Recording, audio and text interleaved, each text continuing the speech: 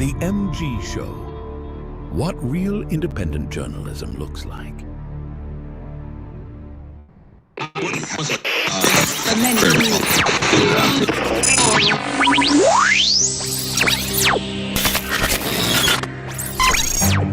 What you know you can't explain. But you feel it. You felt it your entire life. That there's something wrong.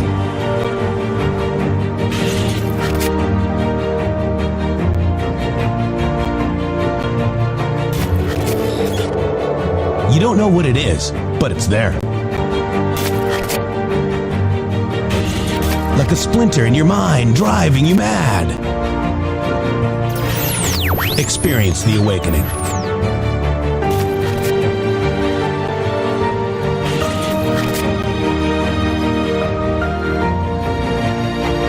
Brilliant anonymous researchers.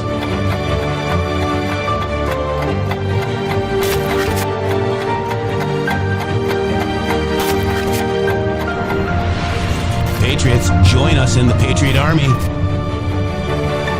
Trust the plan, pain coming. Boom, boom, boom. Let's go. RedStateTalkRadio.com, Brighteon.tv, Rumble.com/MG Show.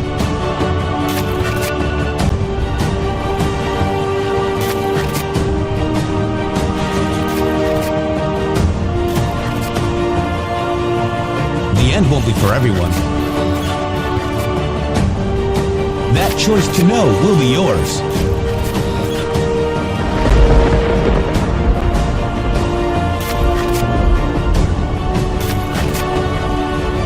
Where we go one, we go all.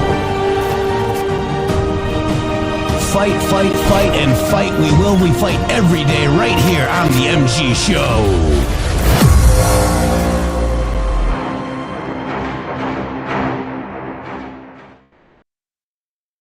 Welcome to the MG Show. It is Trump Day, Wednesday. Oh my gosh, the whole world is watching today as Trump takes the stage at the World Economic Forum, guys. Shady Groove, welcome. Man, I am so excited right now because this is where we're at. This is where the end of globalism begins here, literally, not figuratively, not in theory, not like this is what we want to do. America is starting the process to unwind globalism right here at the WEF, and you're going to see a big portion of that start right here today on this show because we're going to show you what the man in the arena told them.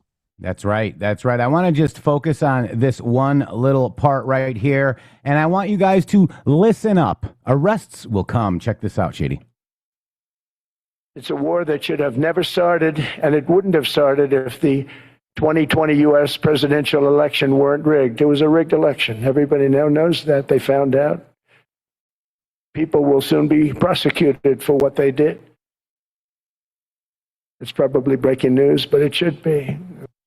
That is breaking news, but we knew that arrests will come. You just gotta, be patient, guys. It's, Rome wasn't built in a day. It was destroyed in a day, I guess, with the fatal, but you guys got to be patient. Arrests will come. And by the way, there have been 67,000 arrests, guys, of drug traffickers, human traffickers, children traffickers. This is the network, guys. Okay.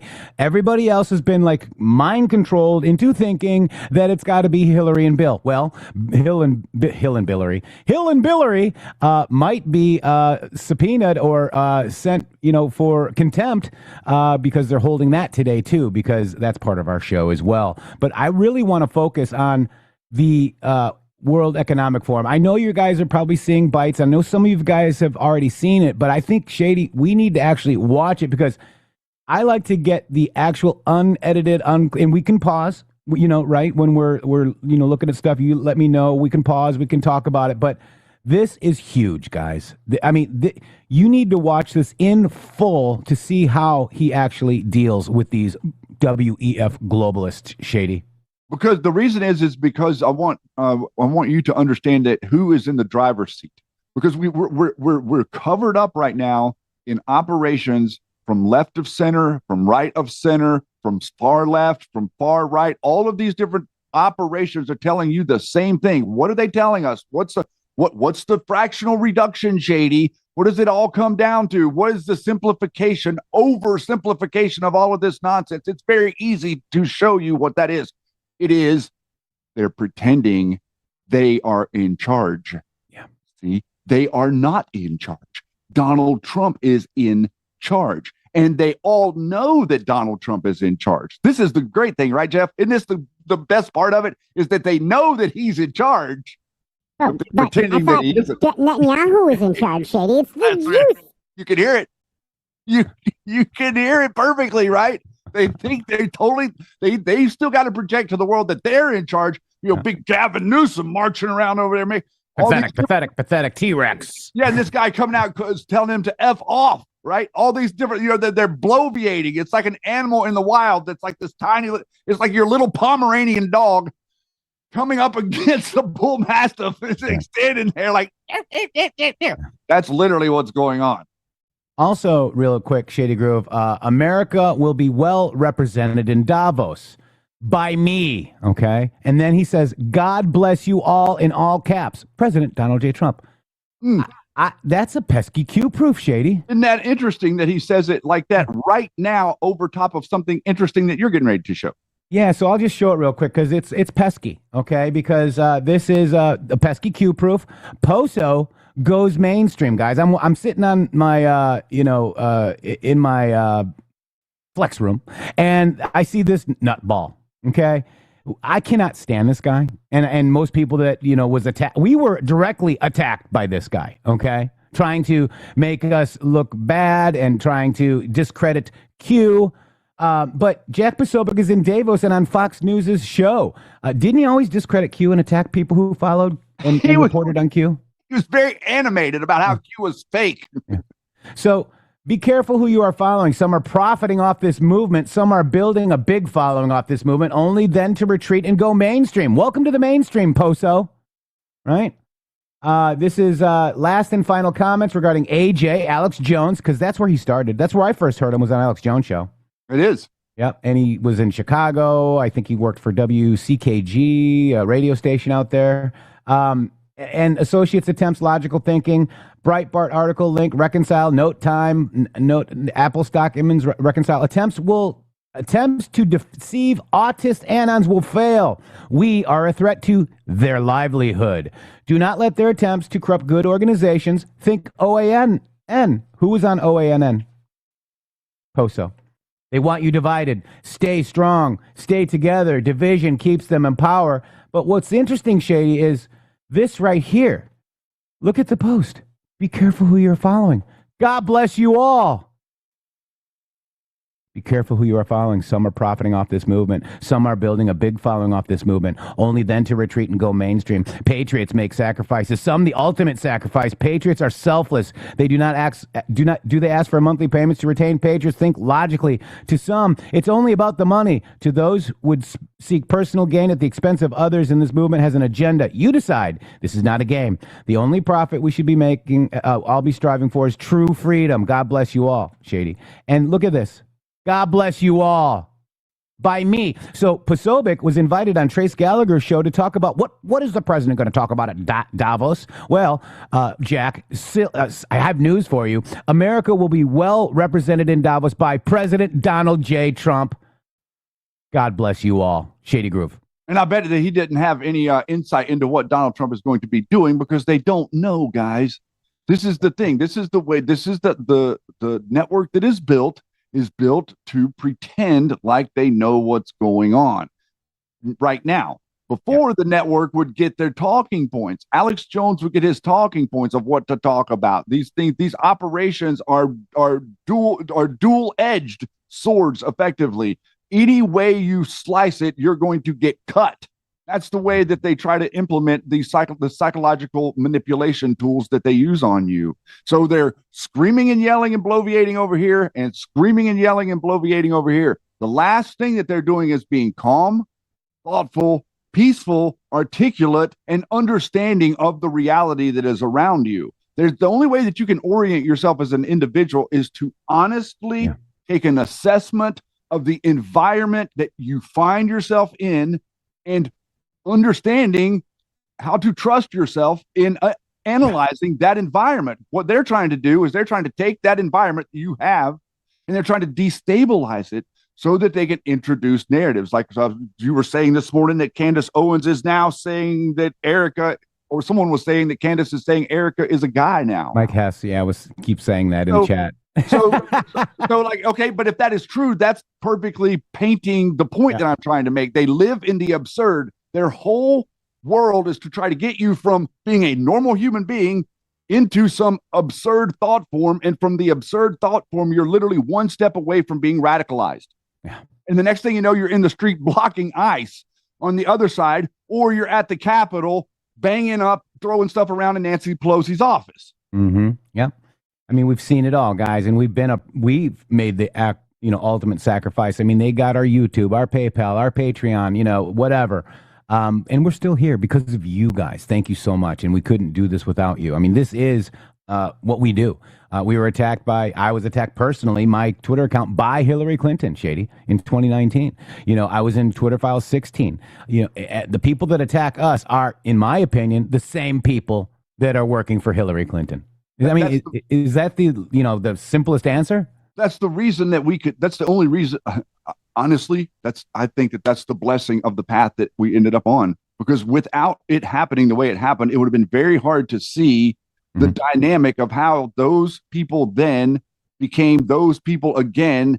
And whenever you interface with them, they act exactly like foul-mouthed Democrats who make perverted remarks all the time, as opposed to actually trying to talk to you about something. Yeah. And they want to talk about, hating on a specific religion. At the same time, the opposing people are calling the president the leader of the person who in Germany actually persecuted that religion. Like it's all complete and utter nonsense. Garbage, we like to call it. Garbage. It's garbage. And thank you for that, guys. The same people, same spirit. Jeff Hefe can confirm. Yes, we all can. And we've all been through this together. If you've been following this show for any amount of time, you know the attacks that we have had on us.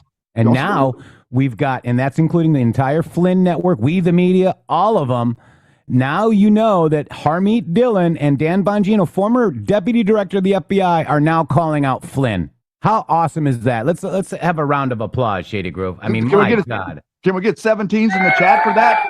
That deserves some 17s running down the chat. And by the way, this is going to be the environment to accept them back. Yeah. This audience has the ability to forgive. You see, real forgiveness means something. And what has happened with us, believe it or not, is all the people that are currently standing over there with the group that's attacking us at one point forgave us. Came into pretended like at one point we forgave them for what they did to us once already, and then they turn tail right back around as soon as we start to figure some other truth out. The first truth that they attacked us on was Poso. The second truth that they didn't really like us figuring out was Flynn. Big time. It's interesting. They reacted the same way. That's the point I was making. They reacted the same way to us because of the Poso research as they did for the Flynn research. And it's the same exact people. And when we helped take down We the Media, they were calling Trash Patel. Okay? No, They're not your friends. This We the Media group, even Carly Bonet with Pat Pasobic, she's attacked us now. She used us for clout, Shady. They all did. Yeah. All of them did. All these people did. Joe Altman, all of them. Colonel Waldron. I can think about all of these people. Joe Von Pulitzer, all of these people. These are opportunists. These are absolute opportunists. Opportunists are going to go where the wind blows. That's not MAGA. MAGA, Make America Great Again, goes where Make America Great Again goes, and where Make America Great Again goes is where the guy in the arena goes, which is the guy that we're talking about, which is the only guy they can talk about, Jeff. And everything that comes out of their dumb little mouths has some sort of alternative perspective. Let's put it that way. That's right. Cupid's Cowgirl, thank you for the subscription to the MG Show. Shady, let's get into it. It's a long speech, but it's well worth listening to. Shady, it was probably way too early for you. It started at 5:30 in the morning, your time. So let's get this out for the people on the West Coast. And if you've already listened to it, good, because you might hear something new. And it was interesting how he came out, Shady. He was, kind of talking in code. Let's see if you can hear it, guys. You guys ready? All right, I'm going to be paying attention to the chat to see if they hear it. Yes. Good morning, T. Mason. Good morning. I can handle the truth. Susie Q. How you guys doing? I see some naked people in our Rumble chat. I want to thank John Doe out there. Laura W. For sure. Sullivan 17 is out there. Annette is out there. I see you all the time. Liberty's dropping the links, dropping the sauce. Thank you, Liberty, in both Rumble and YouTube chat. YouTube.com/InTheMatrix with 3 X's. Get over there, like that video. Sparky's over there on YouTube. Philip is out there. We love you guys. Thank you for helping us, and we will see you guys. Shady, let me know if you need to pause it when we're going through this. You ready? Yeah, I'm ready. I'm not sure that I could get in the way of this guy right now. He seems like a freight train, but if he inspires me to interrupt him, I will. Somebody needs to get Mark Hulk out there. That's Cram. Get him a Red Castle, please. Somebody. Thank you. Come on. What's going on here? Here we go.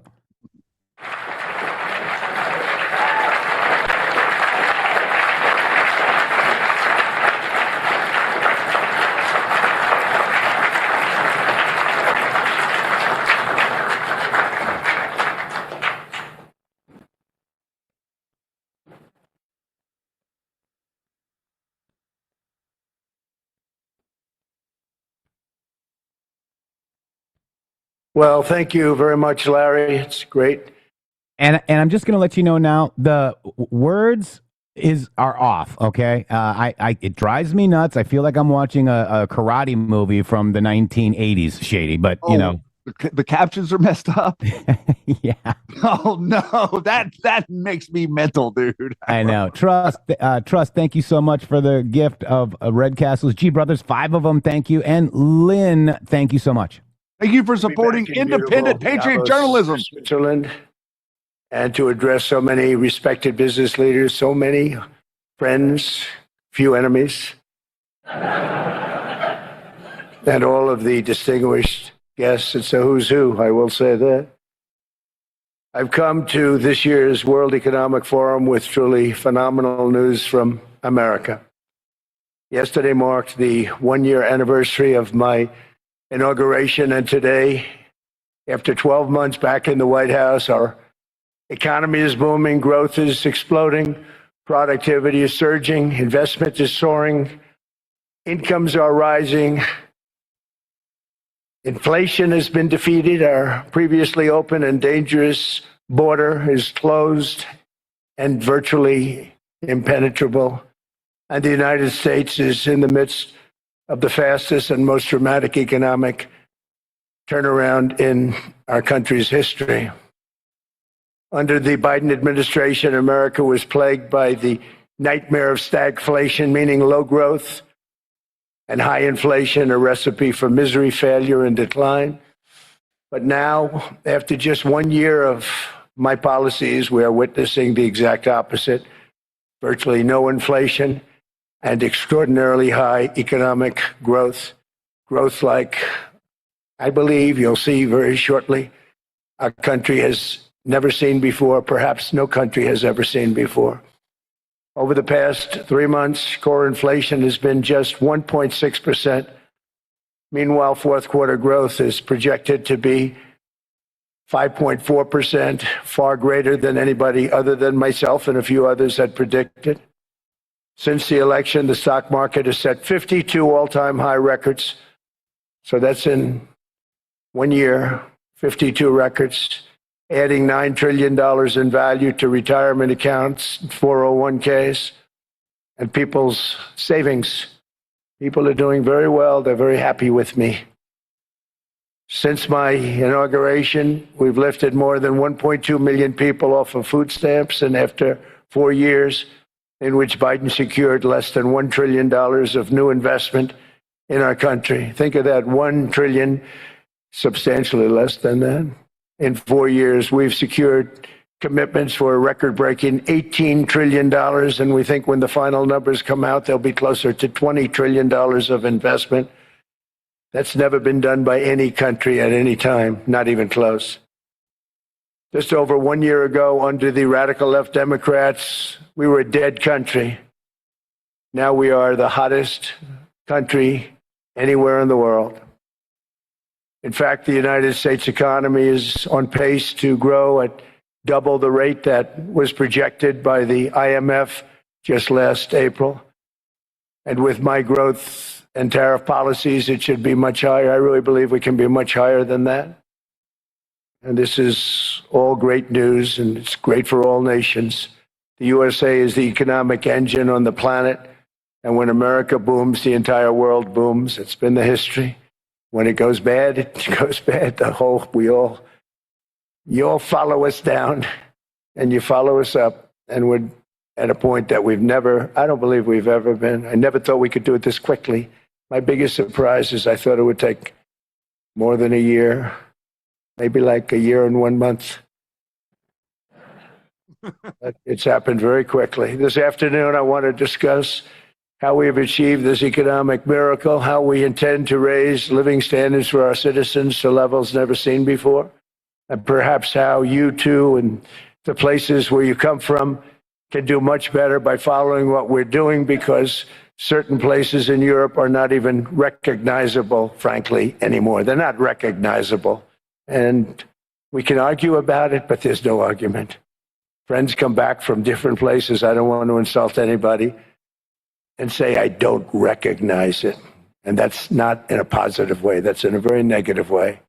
And I love Europe, and I want to see Europe go good, but it's not heading in the right direction. In recent decades, it became conventional wisdom in Washington and European capitals that the only way to grow a modern Western economy was through ever-increasing government spending, unchecked mass migration, and endless foreign imports. The consensus was that so-called dirty jobs and heavy industry should be sent elsewhere, that affordable energy should be replaced by the Green New Scam, and that countries could be propped up by importing new and entirely different populations from faraway lands. This was the path that Sleepy Joe Biden administration and many other Western governments very foolishly followed, turning their backs on everything that makes nations rich and powerful and strong. And there's so much potential in so many nations. The result was record budget and trade deficits and a growing sovereign deficit driven by the largest wave of mass migration in human history. We've never seen anything like it.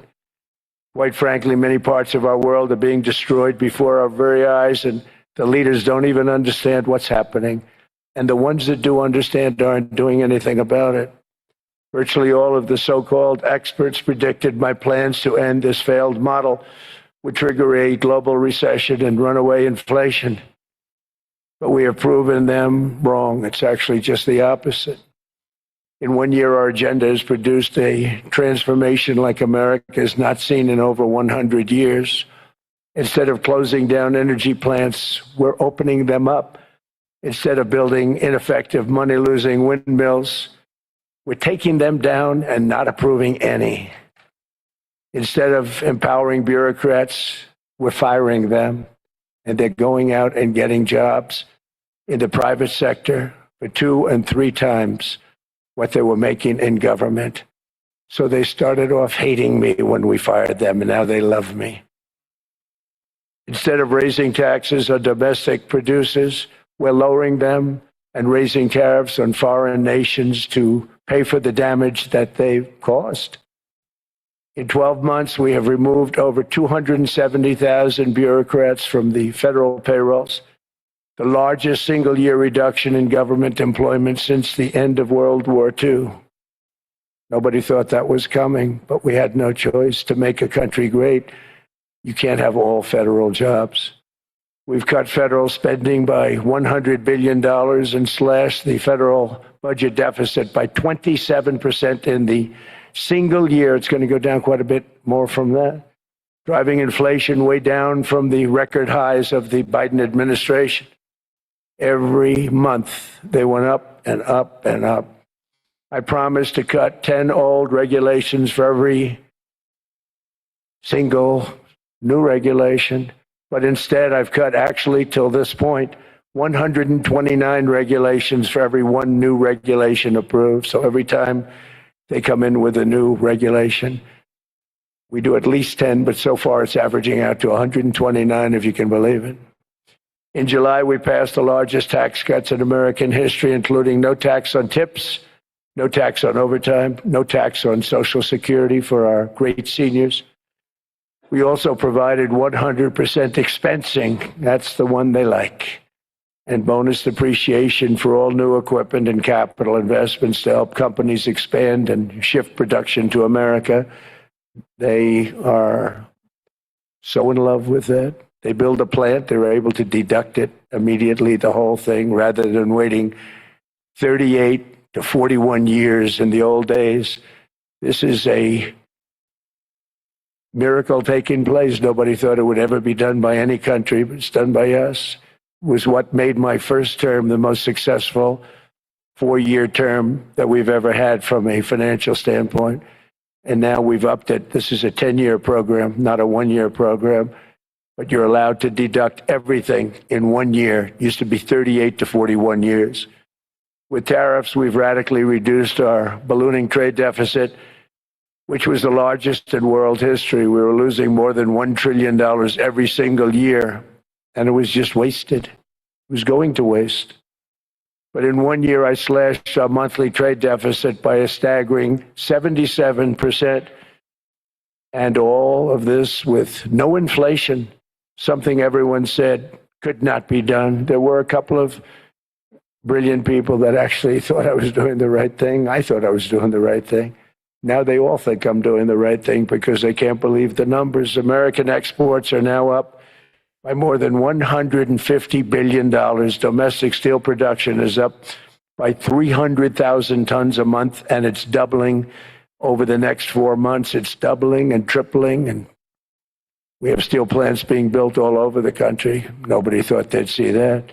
Factory construction is up by 41%, and that number is really going to skyrocket right now because that's during a process that they're putting in to get their approvals, and we've given very, very quick, fast approvals.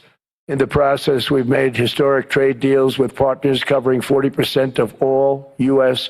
trade. Some of the greatest companies and countries in the world. We have countries as our partner, too. The European nations, Japan, South Korea. They're our partners. They've gone into massive deals with us, especially on oil and gas. And these agreements raise growth and cause stock markets to boom, not only in the U.S., but virtually every country that came to make a deal, because, as you've learned, when the United States goes up, you follow. It's really become a staple. In America, I've stopped the nation-wrecking energy policies that drive up prices while sending jobs and factories to the world's worst polluters. They are indeed polluters. Under sleepy Joe Biden, new domestic oil and gas leases fell by 95%. Think of that. And they wonder, why was gasoline going up so fast? The gasoline actually topped $5 a gallon, and some places $7 a gallon, and more than 100 major power plants were violently shut down by incompetent people that had no idea what the hell they were doing. Under my leadership, U.S. natural gas production is at an all-time high by far. U.S. oil production is up by 730,000 barrels a day, and last week we picked up 50 million barrels from Venezuela alone. Venezuela has been an amazing place for so many years, but then they went bad with their policies. 20 years ago, it was a great country, and now it's got problems, but we're helping them. And those 50 million barrels, we're going to be splitting up with them, and they'll be making more money than they've made in a long time. Venezuela is going to do fantastically well. We appreciate all of the cooperation we've been giving. We've been giving great cooperation. Once the attack ended, the attack ended, and they said, let's make a deal. More people should do that. But Venezuela is going to make more money in the next 6 months than they've made in the last 20 years. Every major oil company is coming in with us. It's amazing. It's a beautiful thing to see. The leadership of the country has been very good. They've been very, very smart. The price of gasoline is now below $2.50 a gallon in many states, $2.30 a gallon in most states, and will soon be averaging less than $2 a gallon. In many places, it's already down even lower, $1.95 a gallon. Numerous states are at $1.99, numbers that nobody has heard for years. Actually, since my last administration, we got it down to around those numbers. I've signed an order directing and approval of many new nuclear reactors. We're going heavy into nuclear. I was not a big fan because I didn't like the risk, the danger, but they have the progress they've made with nuclear is unbelievable, and the safety progress they've made is incredible. We're very much into the world of nuclear energy, and we can have it now at good prices and very, very safe. And we're leading the world in AI by a lot. We're leading China by a lot. I think President Xi respects what we've done, in part because I've allowed these big companies building these massive buildings to build their own electric capacity. They're building their own power plants, which when added up is more than any country anywhere in the world is doing. I read recently an article in the Wall Street Journal that China's creating so much energy, and they are. I got to hand it to them. But we're creating as much or more, and we're letting them do that. I'm very proud of it. It was my idea. I said, you can't create this much energy. We needed more than double the energy currently in the country just to take care of the AI plants. And I said, we can't do that. We have an old grid system. And I came up with the idea, you people are brilliant. You have a lot of money. Let's see what you can do. You can build your own electric generating plants. And they looked at me. They didn't believe me. All of the names that are, I think, in the room right now, if you want to know the truth, they didn't believe it. And I said, no, you can't. They came back 2 weeks and they didn't have the plant. They said, we thought you were kidding. I said, no, not only am I not kidding, you're going to have your approvals within 2 weeks. I always say nuclear will take 3 weeks. But most aren't going that. They're going oil and gas. They're even going coal in some cases. Because of my landslide election victory, the United States avoided the catastrophic energy collapse which befell every European nation that pursued the Green New Scam, perhaps the greatest hoax in history. The Green New Scam, windmills all over the place, destroy your land. Destroy your land. Every time that goes around, you lose $1,000. You're supposed to make money with energy, not lose money. Here in Europe, we've seen the fate that the radical left tried to impose on America. They tried very hard. Germany now generates 22% less electricity than it did in 2017. And it's not the current chancellor's fault. He's solving the problem. He's going to do a great job. But what they did before he got there, I guess that's why he got there. And electricity prices are 64% higher. The United Kingdom produces just 1/3 of the total energy from all sources that it did in 1999. Think of that, 1/3. And they're sitting on top of the North Sea, one of the greatest reserves anywhere in the world, but they don't use it. And that's one reason why their energy has reached catastrophically low levels with equally high prices. High prices, very low levels. Think of that, 1/3. And you're sitting on top of the North Sea, and they like to say, well, that's depleted. It's not depleted. It's got 500 years. They haven't even found the oil. The North Sea is incredible. They don't let anybody drill. Environmentally, they don't let them drill. They make it impossible for the oil companies to go. They take 92% of the revenues. So the oil companies say, we can't do it. They came to see me. Is there anything you can do? I want Europe to do great. I want UK to do great. They're sitting on one of the greatest energy sources in the world, and they don't use it. In fact, their electricity prices have soared 139%. There are windmills all over Europe. There are windmills all over the place, and they are losers. One thing I've noticed is that the more windmills a country has, the more money that country loses and the worse that country is doing. China makes almost all of the windmills, and yet I haven't been able to find any wind farms in China. Did you ever think of that? It's a good way of looking at it. They're smart. China's very smart. They make them, they sell them for a fortune. They sell them to the stupid people that buy them, but they don't use them themselves. They put up a couple of big wind farms, but they don't use them. They just put them up to show people what they could look like. They don't spin. They don't do anything.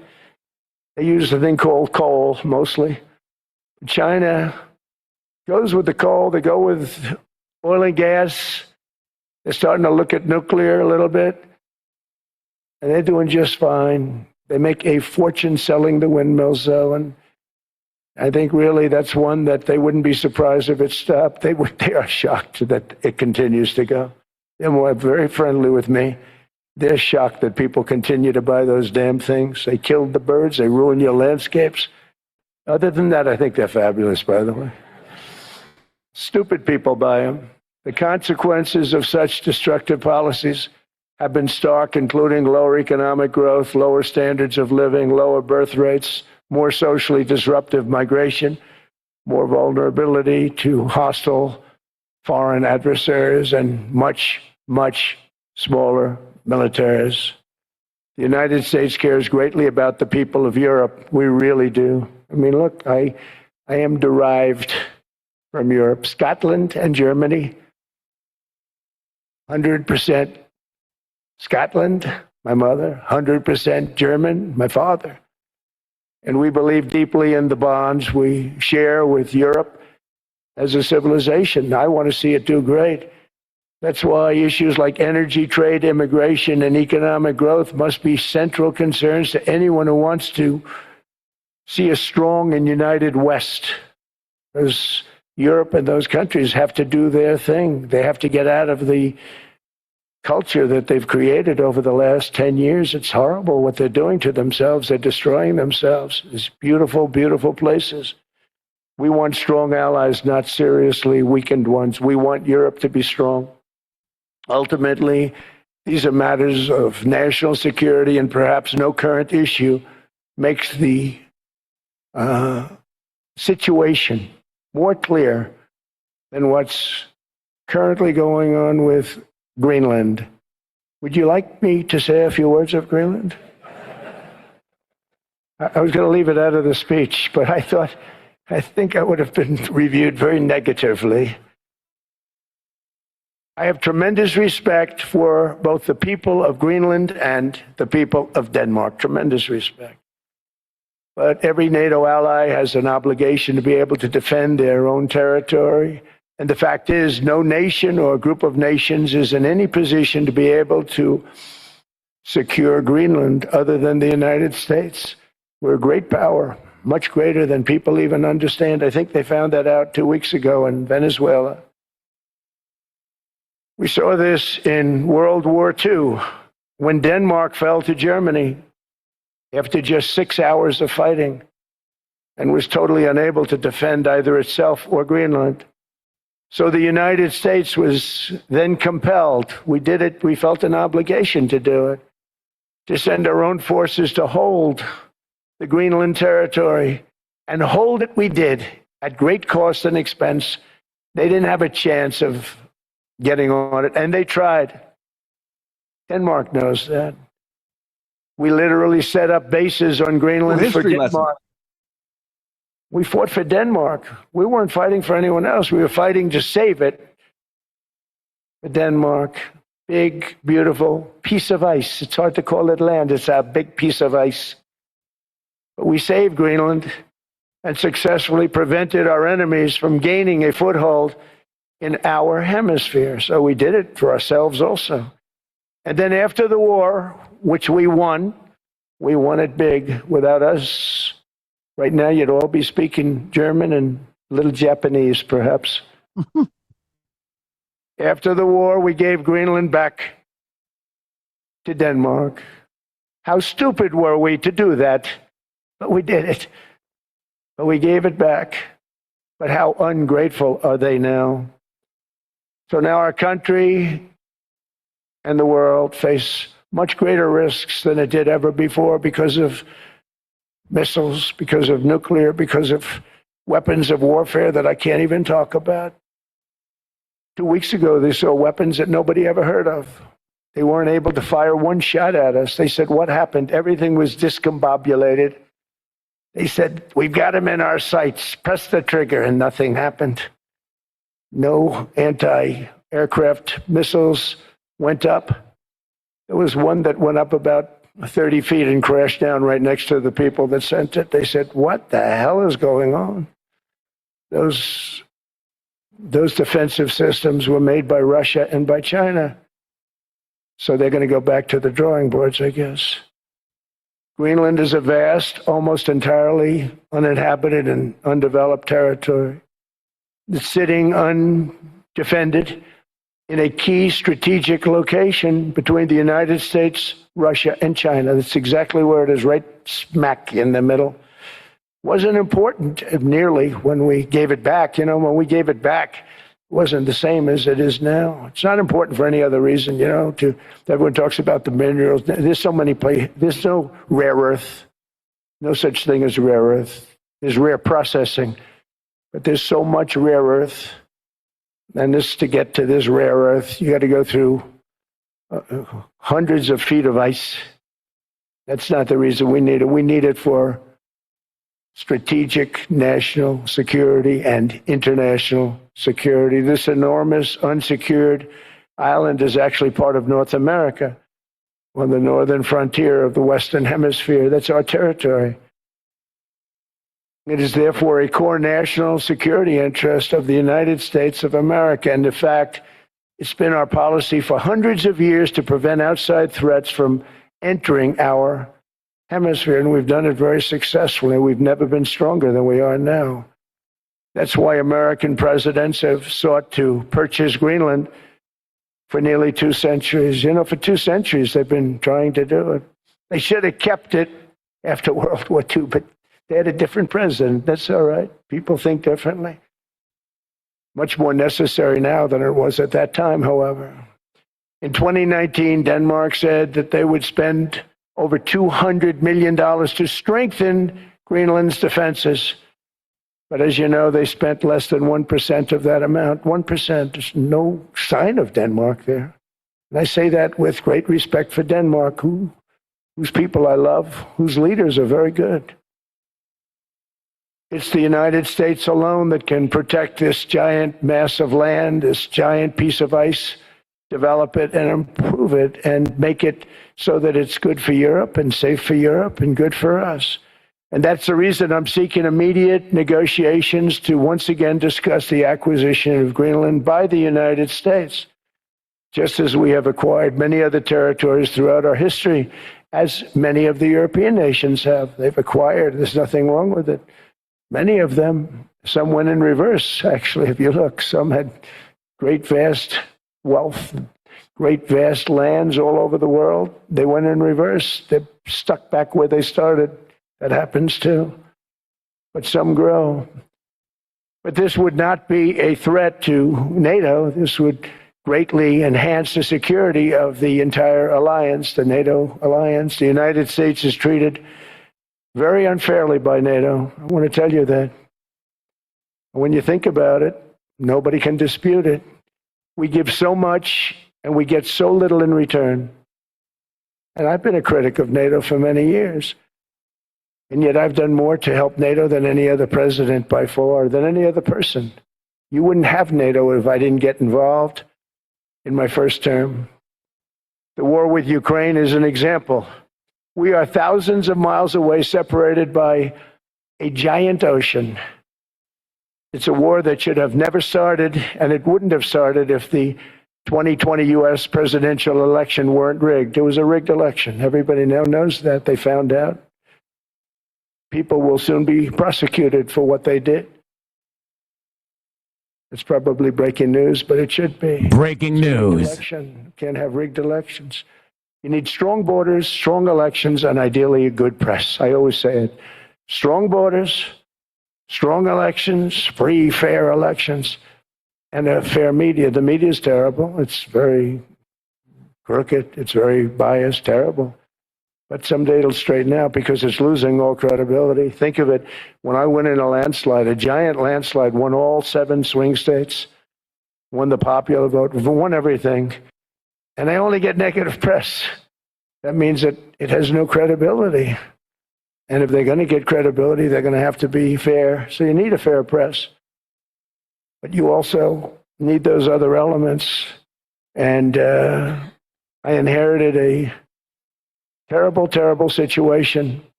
If you look, the border was open. The inflation was raging. Everything was bad with the United States when I came into office. But I also inherited a mess with Ukraine and Russia, something that would have never happened. And I know Putin very well. He and I would discuss Ukraine. It was the apple of his eye, but he wasn't going to do anything. I said, Vladimir, you're not doing it. He would never have done it. It was terrible what happened. I could see it happening, too. After I left, I could see it happening.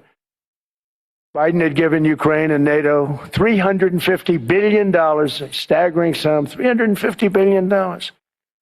I came in, and just like the southern border, just like inflation, just like our economy, I said, wow, this place is in trouble, meaning our country. All of these things were out of control.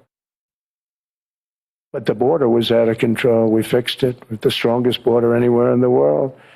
And I've now been working on this war for 1 year, during which time I settled 8 other wars. India, Pakistan. I settled other wars that were Vladimir Putin called me, Armenia, Azerbaijan. He said, I can't believe you settled that one. They were going on for 35 years. I settled it in 1 day. And President Putin called me. He said, you know, I can't believe I worked on that war for 10 years trying to settle it. I couldn't do it. I said, do me a favor, focus on settling your war. Don't worry about that one. What does the United States get out of all of this work, all of this money, other than death, destruction, and massive amounts of cash going to people who don't appreciate what we do? They don't appreciate what we do. Talking about NATO, I'm talking about Europe. They have to work on Ukraine. We don't. The United States is very far away. We have a big, beautiful ocean separating us. We have nothing to do with it. Until I came along, NATO was only supposed to pay 2% of GDP, but they weren't paying. Most of the countries weren't paying anything. The United States was paying for virtually 100% of NATO. And I got that stopped. I said, that's not fair. But then more importantly, I got NATO to pay 5%, and now they were paying, and now they are paying. So something nobody said was possible. They said, we will never go up higher than 2%. But they went to 5%, and now they're paying the 5. They didn't pay the 2, and now they're paying the 5.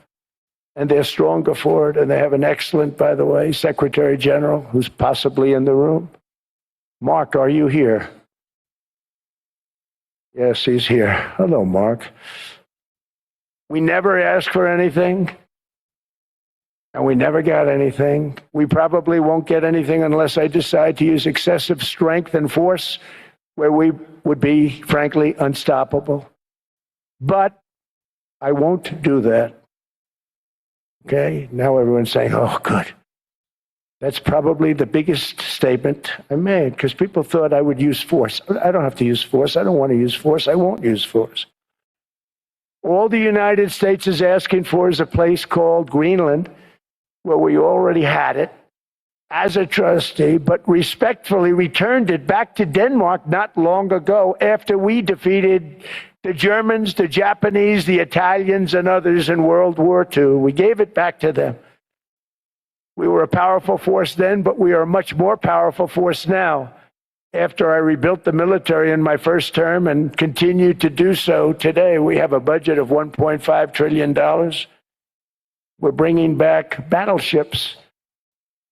You know what? I real quick want to stop this real quick because Greenland, okay? He's talking about it.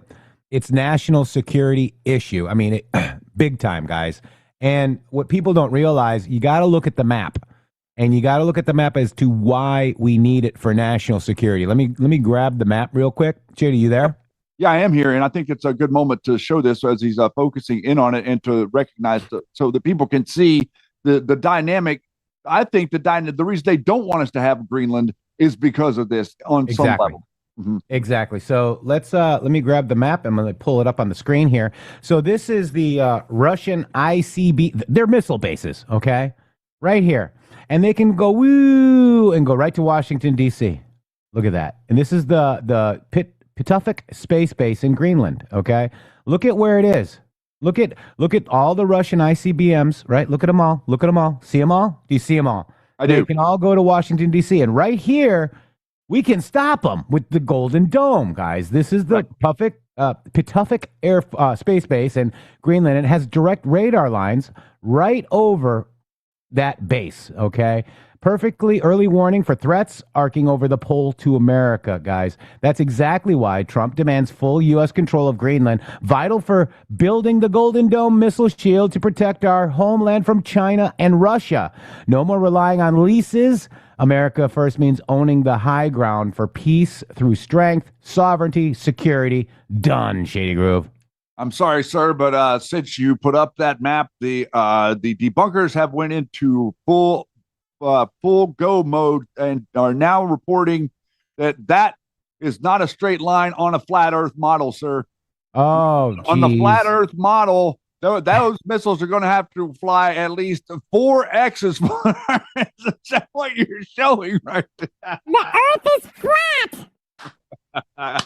All right, back to reality. I love you. I love you too. Here we go. This is Donald J. Trump. Oh, by the way, and the flat Earth people have members all around the globe. Is true. That's an actual post from the Flat Earth Society, guys. So stop it. On their side. I mean, stop it. 100 times more powerful than the great battleships you saw in World War II. Those great, big, gorgeous ships, the Missouri, the Iowa, the Alabama. Because I thought maybe we could take them out of mothballs. They said, no, sir, these ships are 100, think of that, 100 times more powerful than those big, magnificent pieces of art that you saw so many times ago, that you still see on television. You say, wow, what a force. 100 times, each ship 100 times more powerful than the big. And let's just go through. We're going to skip the break. Please give us some Rumble rants if you can. We appreciate it. Rumble Wallet is also active, guys. The Rumble Wallet. I don't know. We can't skip the ads. All right, we'll see. We're going to go straight through it and skip the ads. All right, we're going straight through and skip the ads and depend on the audience. Battleships of the past. So that was the end of the mothball story. So what we have gotten out of NATO is nothing except to protect Europe from the Soviet Union and now Russia. I mean, we've helped them for so many years. We've never gotten anything, except we pay for NATO. And we paid for many years until I came along. We paid for, in my opinion, 100% of NATO because they weren't paying their bills. And all we're asking for is to get Greenland, including right title and ownership, because you need the ownership to defend it. You can't defend it on a lease. Number one, legally, it's not defensible that way, totally. And number two, psychologically, who the hell wants to defend a license agreement or a lease, which is a large piece of ice in the middle of the ocean where if there is a war, much of the action will take place on that piece of ice. Think of it. Those missiles would be flying right over the center of that piece of ice. All we want from Denmark for national and international security and to keep our very energetic and dangerous potential enemies at bay is this land on which we're going to build the greatest golden dome ever built. We're building a golden dome that's going to, just by its very nature, going to be defending Canada.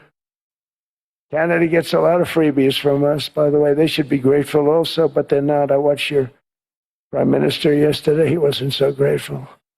But they should be grateful to us. Canada lives because of the United States. Remember that, Mark, the next time you make your statements.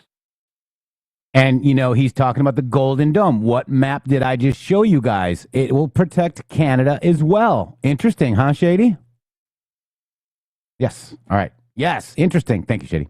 What we did for Israel was amazing, but that's nothing compared to what we have planned for the United States, Canada, and the rest of the world. We are going to build a dome like no other. We did it. We did it for Israel. And by the way, I told Bibi, stop taking credit for the dome.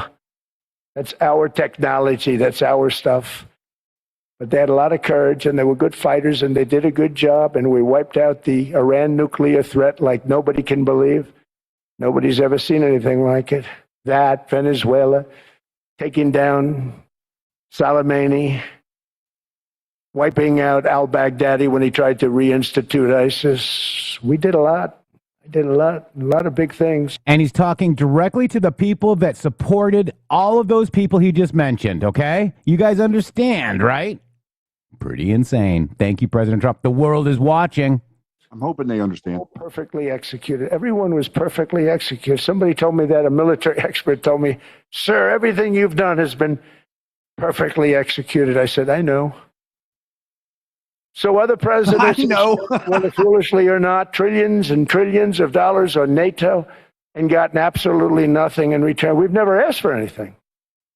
It's always a one-way street. Now they want us to help them with Ukraine. And we say, we're going to. I'm really helping, not even them. I want to see, last week, if you saw, it was 10,000 soldiers, but last month it was 31,000 soldiers died. 31,000. That's this room times, the number of people in this room times 30. Think of it. 30,000 soldiers died in 1 month. The month before it was 27,000. The month before that it was 28,000. The month before that it was 25,000. It's a bloodbath over there. And that's what I want to stop. It doesn't help the United States, but these are souls. These are young people. Look like you, look like some of you right in the front row. They go to war. Their parents are so proud. Oh, there he goes, comes back. 2 weeks later, they get a call, your son's head's been blown off. I want to stop it. It's a horrible war. It's the worst since World War II. They keep going, they'll exceed World War II. The numbers are staggering, how many people they've lost. They don't want to talk about it. Ukraine and Russia lost just tremendous amounts. And I'm dealing with President Putin, and he wants to make a deal, I believe. I'm dealing with President Zelensky, and I think he wants to make a deal. I'm meeting him today. He might be in the audience right now. But they got to get that war stopped because too many people are dying, needlessly dying. Too many souls are being lost. It's the only reason I'm interested in doing it. But in doing it, I'm helping Europe, I'm helping NATO, and I've until the last few days when I told them about Iceland, they loved me. They called me daddy, right? Last time. Daddy. A smart man said, he's our daddy. He's running it. I was like running it. I went from running it to being a terrible human being. But now what I'm asking for is a piece of ice, cold and poorly located, that can play a vital role in world peace and world protection. It's a very small ask compared to what we have given them for many, many decades. But the problem with NATO is that we'll be there for them 100%. But I'm not sure that they'd be there for us if we gave them the call. Gentlemen, we are being attacked. We're under attack by such and such a nation.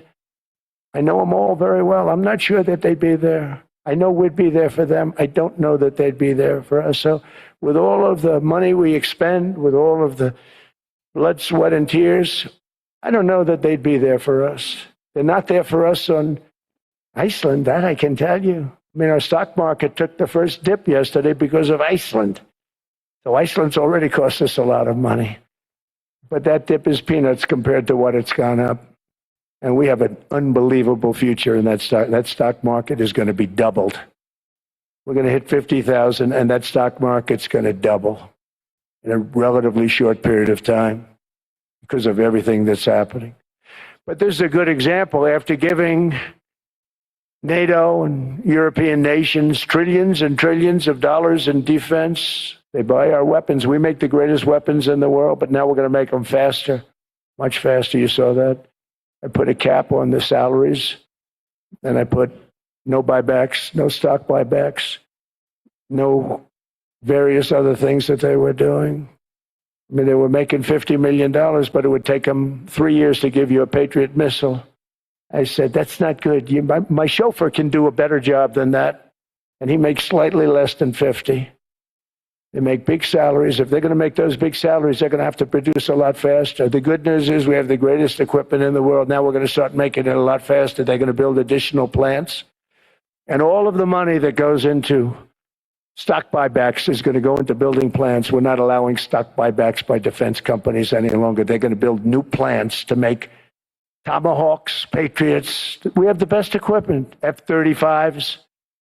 F-47. And by the way, I want to let you guys know that the phrase Iceland stock market dip is currently trending in the headlines. It's a gaffe. It's a mistake by President Donald J. Trump during Davos.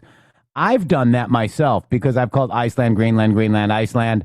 I'm going to give him a little bit of leeway on this, but he repeatedly said Iceland with Greenland a couple times while discussing NATO allies, tariffs, and his interest in acquiring Greenland.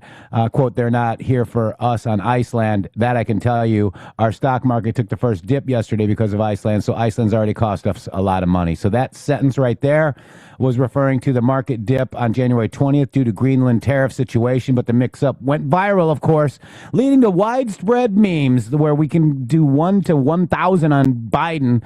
So I give him a little bit of grace here, Shady. Well, I think we're going to just go ahead and take Iceland too. Why don't we just do that? I mean, it's like we're there. Greenland's not really green. I mean, they told us that it was green. It's ice. It's not green. So I would prefer, we might as well just take Iceland while we're there. He might be actually giving us a premonition here. If Greenland was Iceland, they'd be speaking Icelandic. Wait, what? Yeah. I don't know. Back to Donald J. Trump. Mind blown. All right, here we go. The one just coming out, they say it's the most devastating plane, fighter jet ever. Who knows? They called it 47. If I don't like it, I'm going to take the 47 off it. I wonder why they called it 47. The 46. But if I don't like it, I'm going to take that 47 off. But it's supposed to be the stage 6. It's supposed to be the first stage 6 plane, undetectable, like our B-2 bombers were undetectable. They flew right over Iran. They were undetectable. Just in real quick, let me just do this. Caroline Levitt on X just said thank you to Storm Ryder. No, he didn't, Libby. His written remarks referred to Greenland as a piece of ice because that's what it is. And you're only the one mixing up anything here. So this is what she said during his WF. So Libby Dean, Trump appeared to mix up Greenland and Iceland around 3 times. So this is what Caroline Levitt is saying. He did say it was a big piece of ice, Shady. And are they trying to say there's no ice on Greenland? Yes. Because there is ice on Greenland, and theoretically, it is a land of ice. So, we can refer, there's a lot more ice than there is land, as a matter of fact. In Greenland. Here we go. Back to President Trump. Their job, and they got the hell out of there. So we want a piece of ice for world protection, and they won't give it. We've never asked for anything else, and we could. Thank you to Tampa Kiter, $5 in U.S. gold tether. Thank you so much, man. And then I want to thank a couple of other people. Missouri Mom Opinion, thank you. Ducks, thank you. Lisa, thank you. And, of course, Tampa Kiter with the Rumble Wallet. Thank you. Yeah! Have kept that piece of land, and we didn't, so... Help us out, chat. Let's go. You can say yes. Round them up, and we will be very appreciative. Or you can say no, and we will remember. A strong and I wouldn't say secure America means a strong NATO, And that's one reason why I'm working every day to ensure our military is very powerful, our borders are very strong, and above all, our economy is strong because national security requires economic security and economic prosperity, and we have the greatest that we've ever had. Biden and his allies destroyed our economy and gave us perhaps the worst inflation in American history. They say 48 years, I say forever, but I think 48 years is the equivalent to forever. Whether it's 48 years or ever, it's terrible, costing the typical family $33,000. What they did to this country should never, ever be forgotten. It's early, but he has to be rated as the worst president we've ever had by far. The auto pen did much of the damage. The auto pen, he was the auto pen president, because I don't believe a sane president would have ever signed the kind of things that he signed. But now grocery prices, energy prices, airfares, mortgage rates, rent, and car payments are all coming down, and they're coming down fast. We inherited a mess, but we've done a hell of a job in 12 months. Under my most favored nation policy for drug prices, the cost of prescription drugs is coming down by up to 90%, depending on the way you calculate. You could also say 5, 6, 7, 800%. There are two ways of figuring that. But we have a favored nations policy that every president wanted, no president was able to get. I got it, and other nations approved it. And I had to use tariffs in order to get it because they said, no way. In other words, a pill that costs 10% in London costs $130. Think it costs $10 in London, costs $130 in New York or in Los Angeles. And I'd say, boy, that's bad. Friends of mine would say, you know, we go to London, you can buy this stuff for nothing. We go all over the world, we can buy it for nothing. Because basically America was subsidizing every nation in the world. Because presidents allowed them to get away with it. It became very tough. So when I called up Emmanuel Macron, I watched him yesterday with those beautiful sunglasses. What the hell happened? But I watched him sort of be tough. But he was at $10 for a pill. And I said, Emmanuel, and I have all the big pharmaceutical companies are in total agreement. It wasn't easy, by the way. They're tough, smart. They've been getting away with this scam for a long time. But they gave it up. But they said, you'll never get the countries to approve it. I said, why is that? Because they won't. They always said, we're not paying any more. Get the rest for the United States. So over the years, they stayed the same. We just went up, up, up. And I mean, we would pay 13, 14, 15 times more than certain countries would. So I said, no, they'll approve it 100%. Sir, you'll never get them to approve it. I said, I guarantee you. But I actually started with Emmanuel, who probably is in the room too. And I like him. I actually like him. Hard to believe, isn't it? And I said, Emmanuel, you're going to have to lift the price of that pill to $20, maybe $30. Think of that. That means it's a doubling of prescription drugs. Might be a tripling, might be a quadrupling. It's not easy. No, Donald, I will not do that. I said, yes, you will, 100%. He said, no. You're asking me to double. I said, Emmanuel, you've been taking advantage of the United States for 30 years with prescription drugs. You really should do it, and you will do it. I have no doubt. In fact, I am 100% sure you're going to. No, I will not do it. Because yes, in all fairness to him, he has to double or triple. Because the world being a bigger place than the United States, it's not that you meet in the middle. You just have to go up some, and we come down a lot. They go up a little, we come down a lot. So we're at $130, they're at 10. So they may have to go to 20 or 30. No more than that. I said, Emmanuel, you're going to be doubling or tripling? No. He said, here's the story, Emmanuel. The answer is you're going to do it. You're going to do it fast. And if you don't, I'm putting a 25% tariff on everything that you sell into the United States and a 100% tariff on your wines and champagnes. And that's about 10 times more than what I'm requesting. And you're going to do it. I don't want to go public with it, but you may make me do that. No, Donald, I will do it. I will do it. It took me, on average, 3 minutes a country saying the same thing. You will do it. They all said, no, I will not do it. You're asking me to double the cost of prescription. I said, that's right, because you've been screwing us for 30 years. And they said, any of us would talk. I said, that's all right. On Monday morning, we're putting a 25, 30, 50. I gave different numbers for different countries. This is also national security we're talking about. Not fair. We're not going to subsidize the whole world. And every one of those countries have agreed to do it. So one of the biggest things that I've done is the fact that we have now most favored nation. We will pay whatever the lowest price is in the entire world. So our drug prices are going to be coming down by staggering 90%. Again, you could say 1,000%, 2,000%. Depends on the way you want to figure it, but we'll go with the way the fake news likes it better because it sounds, can you imagine a 90% reduction sounds much worse. But drug prices are going to be coming down tremendously in all the nations, and I appreciate them doing it, but they did it, in all fairness, without tariffs. I wouldn't have been able to get it done. Can I jump in here real quick? After declining 3,000.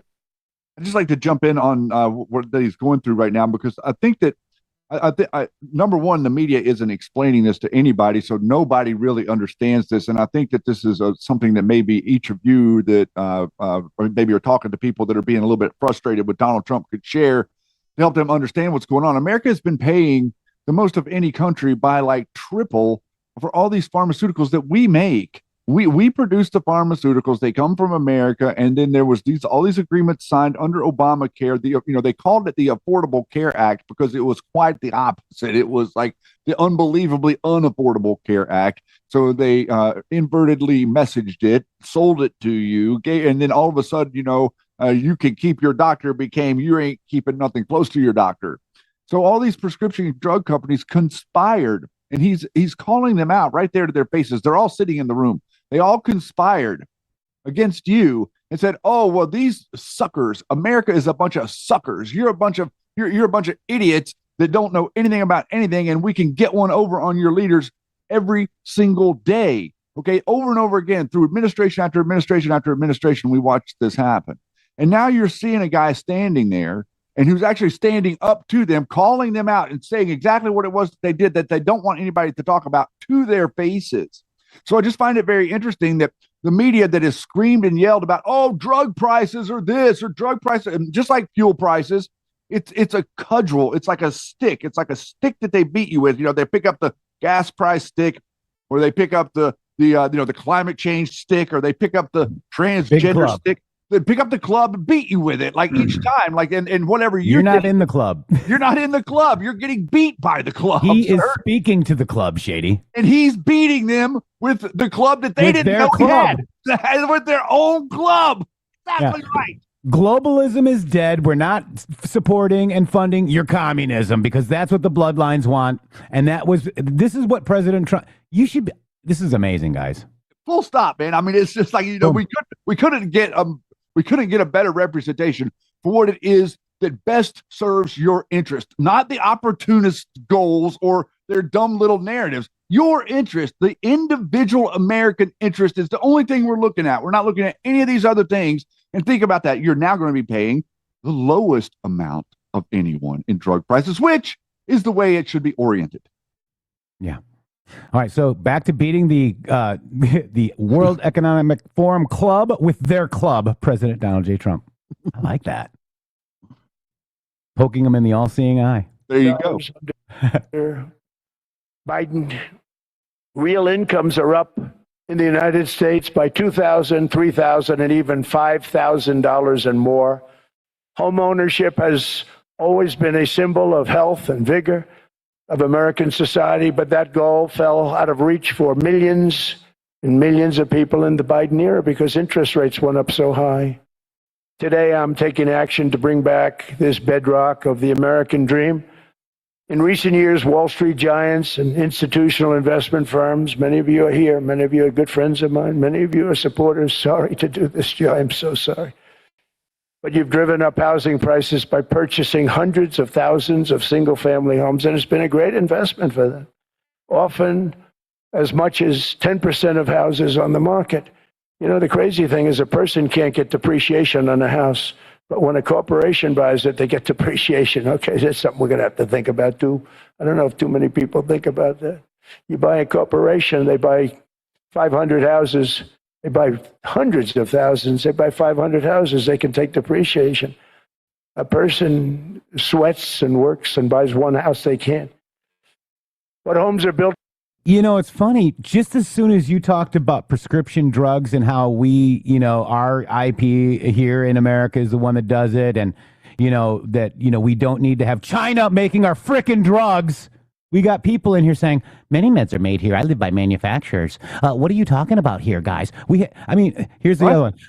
What are we talking about? We don't make the meds here. We know that, guys. Isn't it weird that we get pharmaceutical trolls in here right away? We do. We do make meds here. A huge amount of the pharmaceuticals that are made here and overcharged to you come from New Jersey. You can look it up.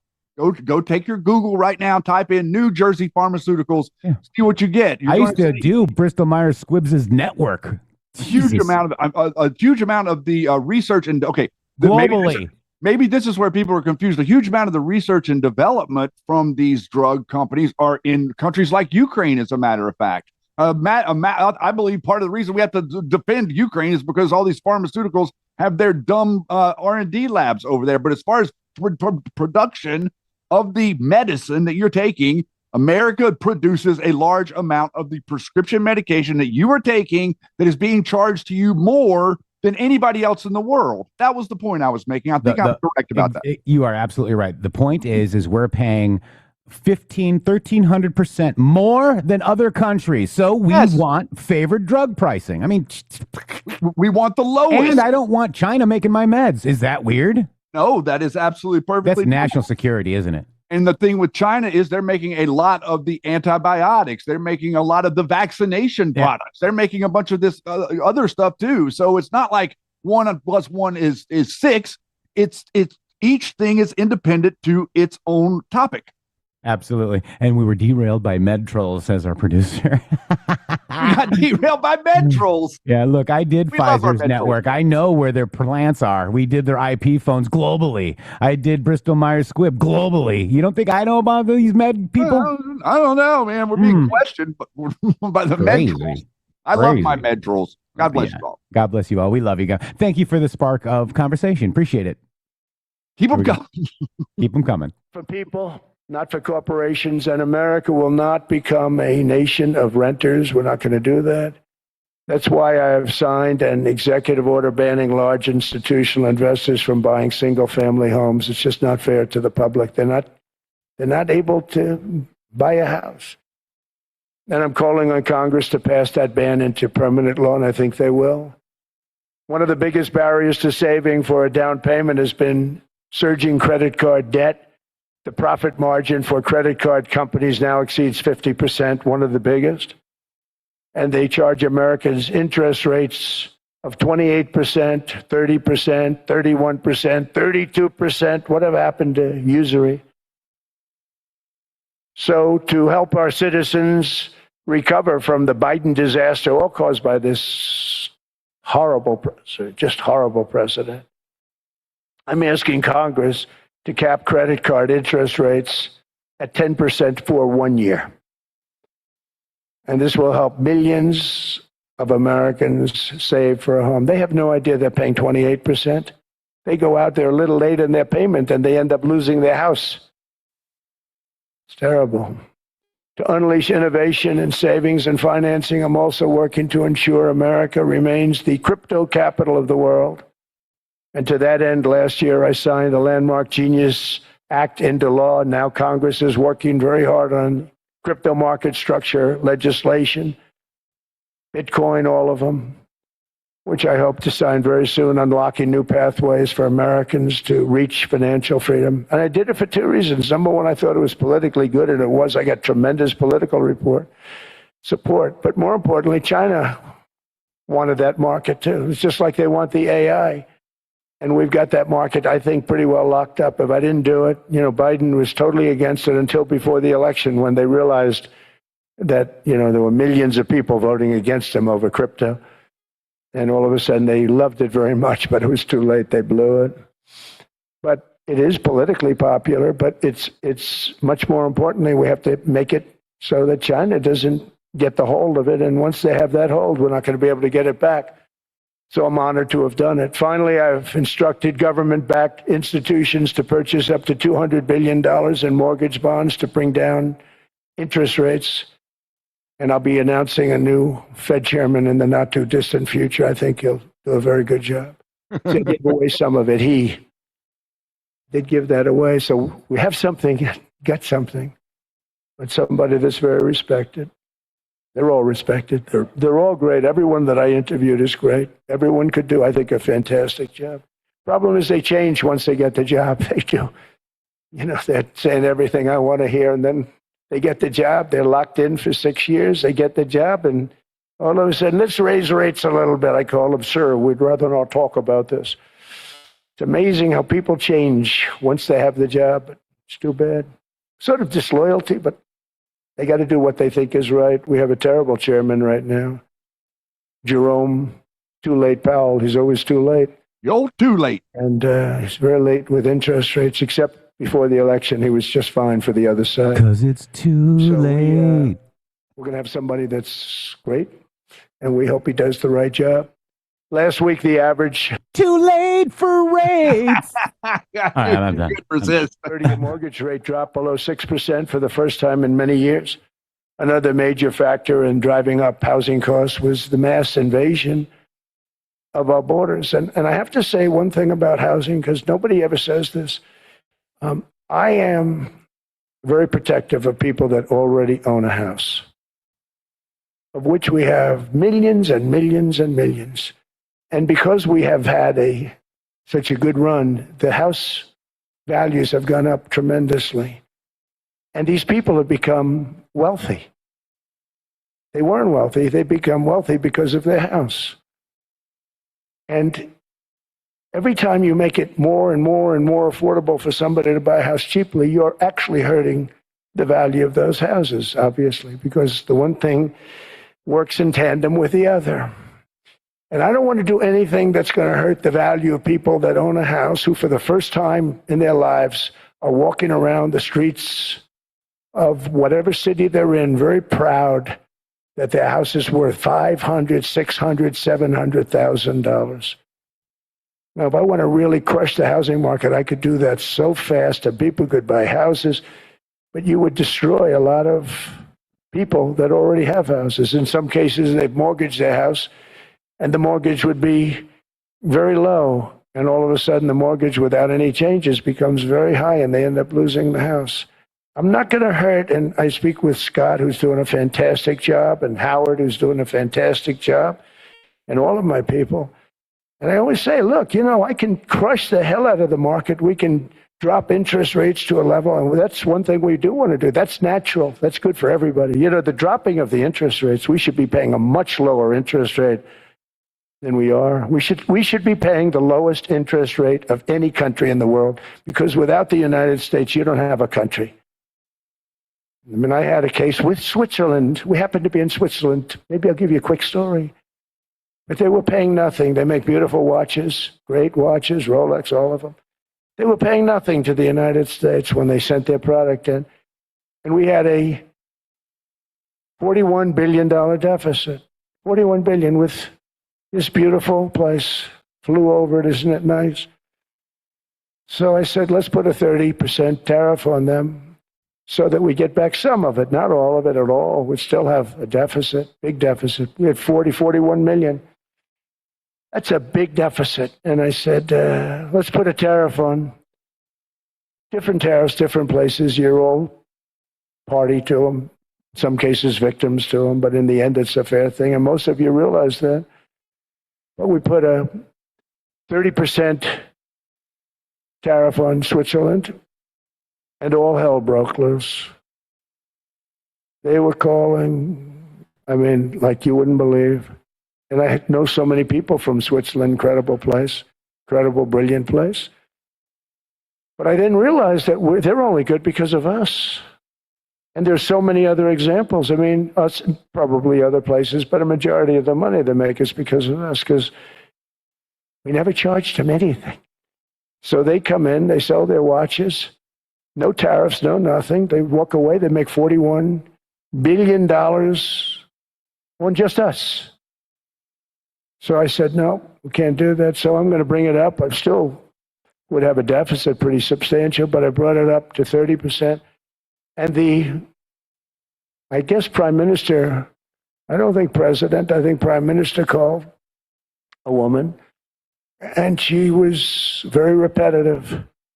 She said, no, no, no, you cannot do that, 30%. You cannot do that. We are a small, small country. I said, yeah, but you have a big, big deficit. You may be small, but you have a bigger deficit than big countries.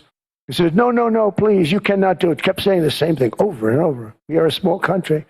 I said, but you're a big country in terms of, and she just rubbed me the wrong way, I'll be honest with you. And I said, all right, thank you, ma'am, appreciate it. Do not do this. Thank you very much, ma'am. And I made it 39%. And then all hell really broke out.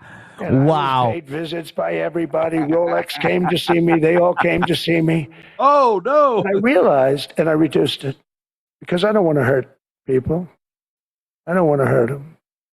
And we brought it down to a, lower level. Doesn't mean it's not going up. But we brought it down to a lower level. But they pay now, tariff. But I realized that we have many places like that where they're making a fortune because of the United States. Without the United States, they wouldn't be making anything. Think of it. Switzerland made $41 billion on us. And as she said, it's a small place. And I realized with that, I don't know, it was so, because she was so aggressive. And I realized in that conversation that the United States is keeping the whole world afloat. Yep. Many places. I could give you Exactly right. 6, 7 places just in the people in this little area. I know every one of them. They're sort of, they're looking down. They don't want to see me. They don't want to stare me in the eyes. But they're taking advantage of, everybody took advantage of the United States. But I've been very fair, and I gave them a tariff, and it was fine. But I realized that without us, it's not Switzerland anymore. Without us, it's not any of the countries that are represented here. And we want to work with the countries. We want to work with them. We're not looking to destroy them. I could have said 39, 40%. I could have said I want a 70% tariff, then we make money with Switzerland. But Switzerland would have been probably destroyed, financially destroyed. I don't want to do that. But we should be paying the lowest interest rate of everybody. I hope Scott's listening to this, because we should be paying the lowest interest rate of everybody. Without us, most of the countries don't even work. And then you have the protection factor. Without our military, which is the greatest in the world by far, without our military, you have threats that you wouldn't believe. You wouldn't believe. You don't have threats because of us, and that's because of NATO. One other thing, and I have to say it so importantly, in the old days, and I used to say I'm the youngest in the room. Now I'm among the older. I hate to say it. I don't feel old, but I'm among the older. But I remember not long ago, 20, 25 years ago, when good news came out about, let's say, the United States. The United States had a great quarter. The United States had a great month. All the stocks went up. And that's the way it's supposed to be. Now when they say the United States had a record quarter, it's unbelievable how well it's doing. All the stocks crash because they say, oh no, inflation, they're going to raise interest rates. And they do. Some of these stupid people like Powell, they raise interest rates. And what they do is they stop you from being successful. It used to be when we had a great quarter, a great month, great earnings, great anything, any good news, the stock market went up. That's the way it's going to be. We got to do that again. because that's the way it should be. Now, when we have a great month, they want to kill it. Like we did over 5%. People were surprised. We should do 20%. We could do 25%. When we announce good numbers, and the reason is they're so petrified of inflation. And growth doesn't mean inflation. We've had tremendous growth with very low inflation. In fact, growth can fight inflation, proper growth. So we want to get back to the days when we announce great numbers, because we're going to be announcing phenomenal. You know, all these factories that are being built at record, thousands of businesses are being built right now. Remember, $18 trillion is invested. I think the second number is 3, and that was China many years ago. Investments in the country from outside. 18 trillion, nobody's ever seen. And that's money coming in and building things, factories. Thousands of businesses are being built, thousands. Hundreds of big factories, car plants are moving back to the United States. They're coming in from Canada, they're coming in from Mexico, from Japan. Japan's coming in and building plants here in order to avoid tariffs. They're coming in from China, they're coming in from all over the world. We have more plants being built now, car plants, than we've ever had built, even in the heyday from the 1940s and 50s. And they're bigger. They don't use renovations anymore where they take an old plant, they rip it down, they build a brand new plant, super modern plant. But it's happening at levels that nobody's ever seen. In 2024, the U.S. built less than 2 million new homes, but Biden admitted more than 8 million new migrants. And those days are over. In 2025, for the first time in 50 years, the United States had reverse migration. Boy, that was nice. And these were criminals that were being taken out of our country because they allowed people to come into our country from jails, from gangs, drug dealers, murderers. 11,888 murderers. We've gotten most of them out. And then ICE gets beat up by stupid people from leadership in Minnesota. We actually are helping Minnesota so much, but they don't appreciate it. Most places do. You know, Washington, D.C. is the safest place now in the United States. It was a very dangerous place to walk, and now you can walk with your wife, your kids, right through the middle of the city. Right now, Washington, D.C. is as safe as it gets. It was one of the most unsafe. I had to admit, we sent in the military, the National Guard.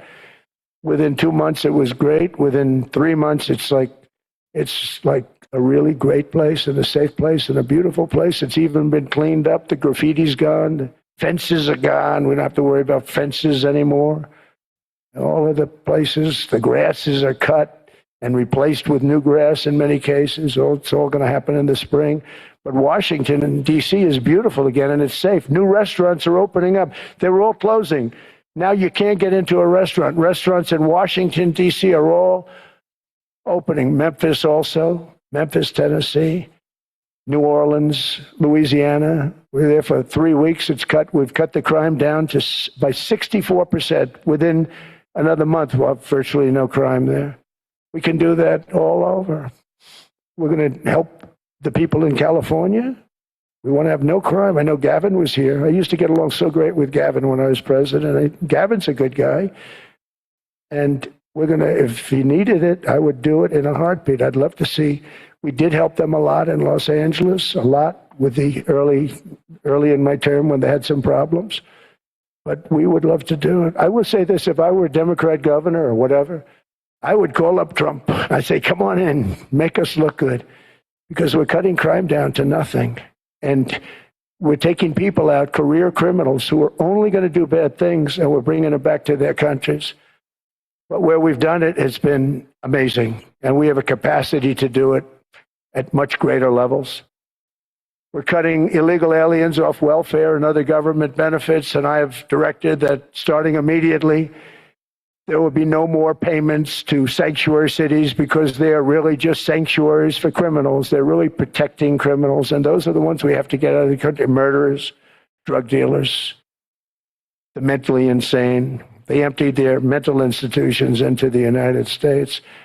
And despite that, we have the lowest crime numbers that we've ever had in the history of the country. Just came out. But equally importantly, we're cracking down on more than $19 billion in fraud that was stolen by Somalian bandits. Can you believe that Somalian? They turned out to be higher IQ than we thought. I always say these are low IQ people. How did they go into Minnesota and steal all that money? And we have, they're pirates. They're good pirates, right? But we shoot them out of the water just like we shoot the drug boats out. They're not pirating too many boats lately, do you notice? When they go out into those boats, they want to take over $1.5 billion tanker loaded up with oil. And they say, we're going to blow up your boat. They have powerful weapons. You hit the side of the boat, you blow the whole thing up. The insurance companies are petrified. So they say, just give them the boat. We'll give them money instead. And I don't do that. We blow them right the hell out of the water. We see them going out. We blow them out of the water. We don't have any pirates so much anymore. If we do, they won't be there long. We've cut down with the hitting of the boats that are loaded up with drugs, including submarines. Can you believe they actually buy small, they call mini subs, very fast. They're meant for drugs. We've knocked out 2 of them. The Democrats say they were fishing. Fishing is fun on a submarine. Yeah, we all do it.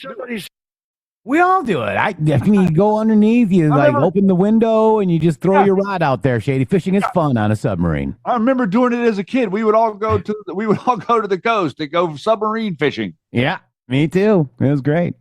Fishing weekend, I would say. A submarine is not a fishing boat. You don't fish. But we've knocked down drugs by water, the oceans, the sea, by 97.2%. Think of that. And I actually say, who the hell are the 3%? Because I would not want to be piloting one of those boats. We knocked them down, and now we're going to start on land. We're going to knock it all out. The land is the easy part. What we did on sea is incredible, and that's our great military. The situation in Minnesota reminds us that the West cannot mass import foreign cultures, which have failed to ever build a successful society of their own. I mean, we're taking people from Somalia, and Somalia is it's not a nation. Got no government, got no police, got no military, got no nothing. And then we have this fake congressperson who they just reported is worth $30 million. You believe this? Ilhan Omar, talking about the Constitution provides me. She comes from a country that's not a country, and she's telling us how to run America. Not going to get away with it much longer, let me tell you. The explosion of prosperity and conclusion and progress that built the West did not come from our tax codes. It ultimately came from our very special culture. This is the precious inheritance that America and Europe have in common. We share it. We share it. We have to keep it strong. We have to become stronger, more successful, and more prosperous than ever. We have to defend that culture and rediscover the spirit that lifted the West from the depths of the Dark Ages to the pinnacle of human achievement. We live in an incredible, changing period. It's an unbelievable time, but we have to take advantage of the time that we're in. In our hands are technologies that our ancestors could scarcely have. I mean, they couldn't have even dreamt some of the things that we see today. And so rapidly they're produced. I mean, AI, 2 years ago, nobody ever heard of the term, and now everybody's talking about it. And it can have some very good purpose. It could also have some dangerous purpose. And for that, we have to watch out. But some tremendous things are happening because of it. And we're leading by so much. We're doing so well. But opportunities that are bigger and grander than ever before in human history are right before us. It is the pioneers in this room. Many of you in this room are true pioneers. You're truly brilliant people. Just your ability to get a ticket is brilliant because you have about 50 people for every seat. I don't know what. That's Larry. Everything Larry touches turns to gold. He made this very successful. But you're in this room, and some of you are the greatest leaders anywhere in the world. You're the greatest brains anywhere in the world. And the future is unlimited, and to a large part because of you, and we have to protect you, and we have to cherish you. I always say we have to cherish our brilliant people because there aren't many of them.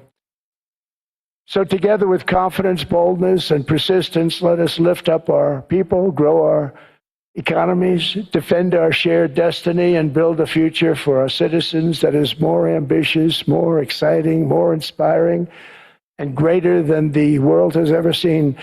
We're in a position to do things that nobody else has ever even thought of before. And many of the people in this room are the ones that are doing it. And I want to congratulate you, and I'm with you all the way. You can do things that nobody else can even think of. We are with you. So I congratulate you on your tremendous success. And the United States is back, bigger, stronger, better than ever before. And I'll see you around. Thank you all very much. Thank you very much. I'll see you around. Now, he does go into a little Q&A after this, but he just poked them all in the eye. He was very calm, cool, and collected.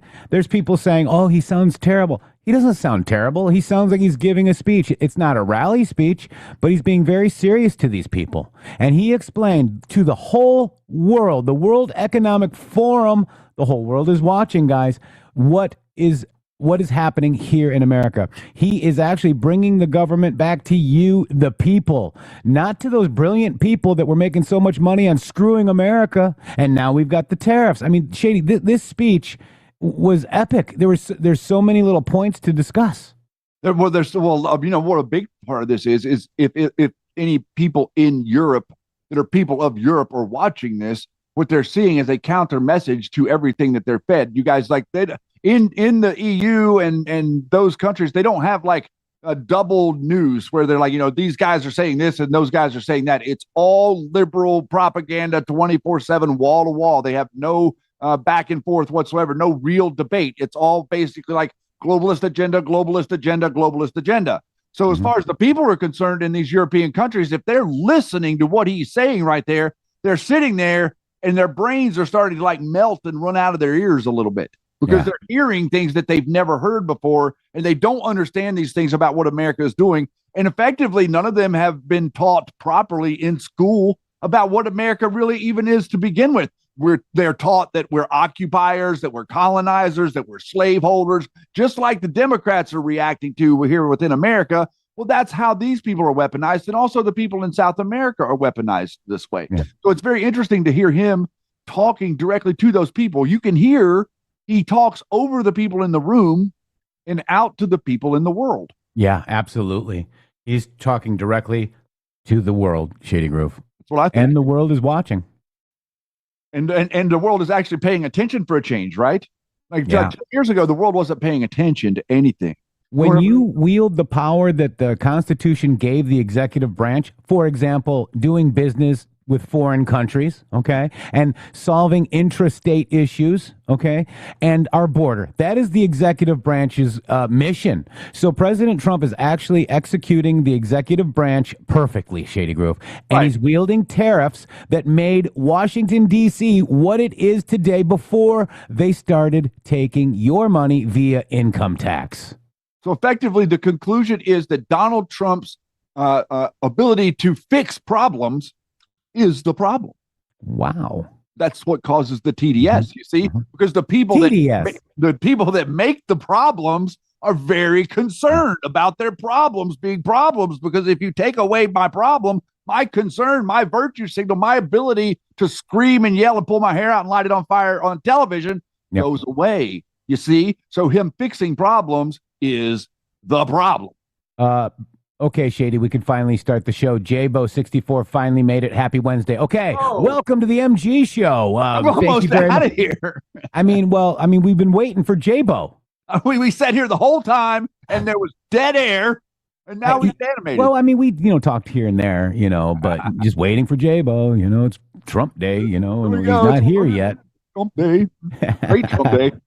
God bless you all. And so he did speak again. He hosted business leaders. A reception for business leaders. He did speak with them as well. But I tell you guys, I wanted to watch that full speech because I actually woke up a little late. So I missed about an hour and a half of it. But it was good to watch it again and to pick up on the things that he's actually saying. We already know how the mainstream media is going to, react. Oh, he called Greenland Iceland. Blah! That doesn't matter.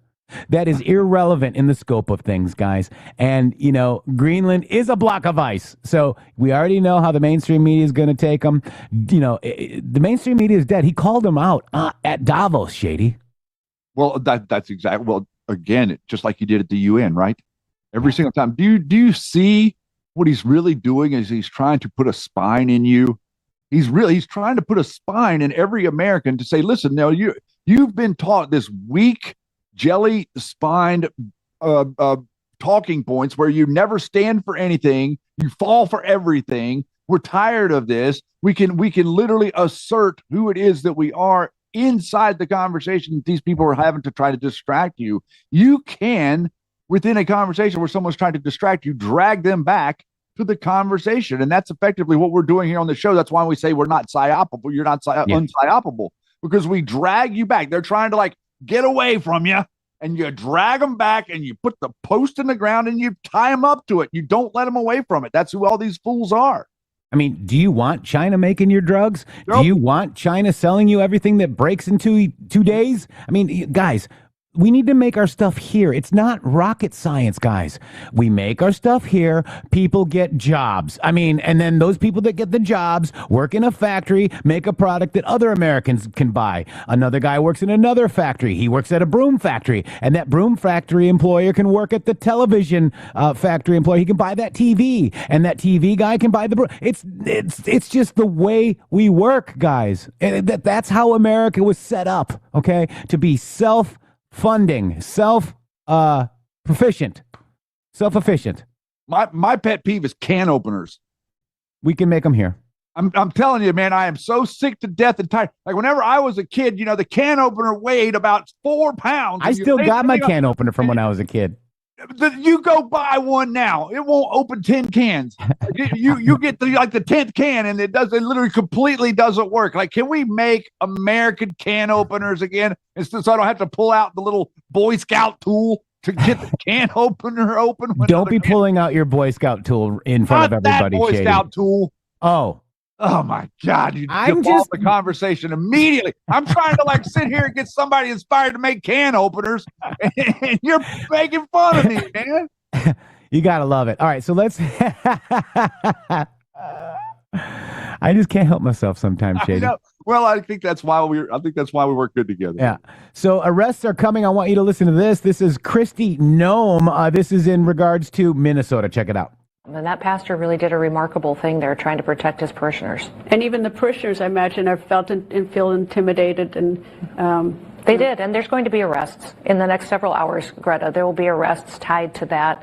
And people will be brought to justice for how they violated the law in that situation. Well, Don Lemon is a journalist, and so I thought he was going, and so when I first saw it, I assumed he was going in as a journalist covering it. I mean, I go into bad places and ask questions all the time.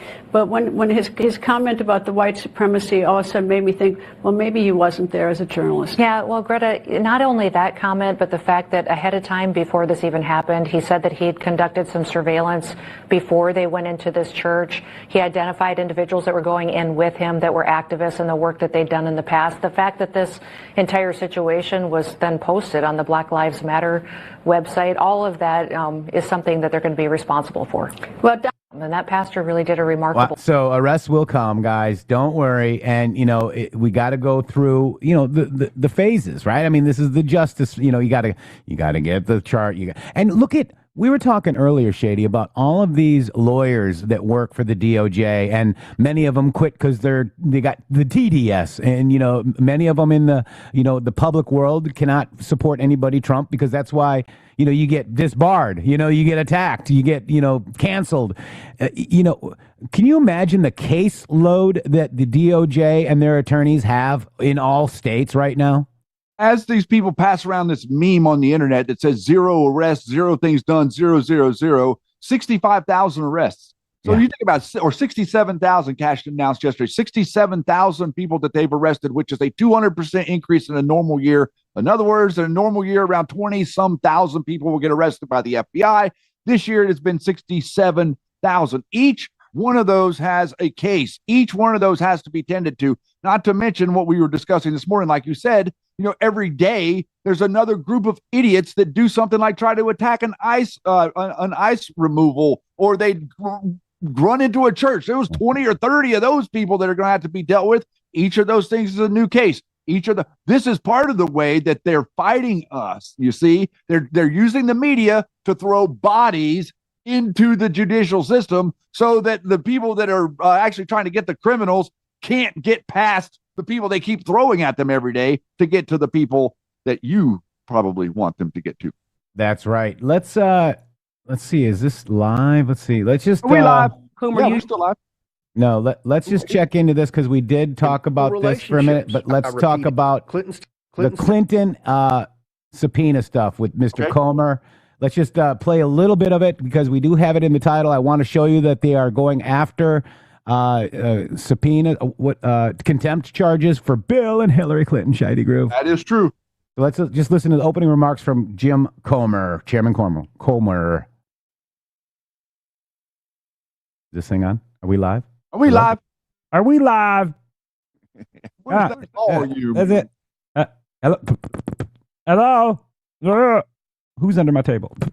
Come on now. Hey, Yeti. I'm muted. Okay, here we go. There we go. Thank you, Yeti. Homer was hitting on you there. That's right. Yeah, that's right. All right. The committee will please come to order. A quorum is present. Without objection, the chair is authorized to declare a recess at any time.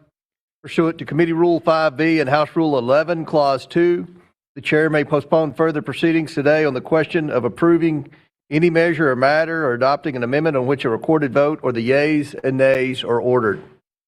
The committee will continue to use the electronic system for recorded votes on amendments and passage of the bills before the committee.